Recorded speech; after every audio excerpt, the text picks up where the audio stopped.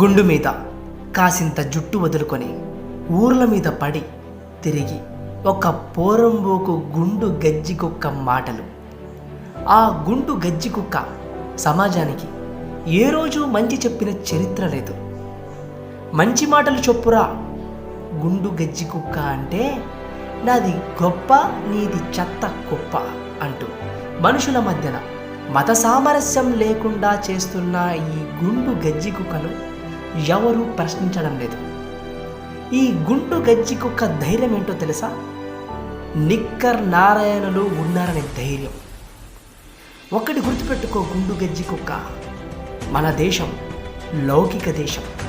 ఇక్కడ అన్ని మతాలు, అన్ని కులాలు, అన్ని జాతులు స్వేచ్ఛగా మత సామరస్యంతో బ్రతుకుతున్న ప్రజలు ఈ నేలలో ఉన్నారు.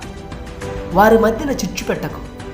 వీలైతే మంచి చెప్పు, మంచి చేద్దామని చెప్పు.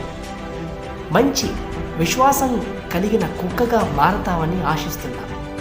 దరిద్రం ఏంటంటే ఈ గజ్జి కుక్కను ప్రశ్నించినందుకు ఒక మంచి కుక్కను చెట్టుకు కట్టేశారు. చెప్పా కదమ్మా, ఈ గుండు గజ్జి కుక్క వెనకల నిక్కర్ నారాయణలు ఉన్నారు, అలాగే సనాతని కూడా ఉన్నారు.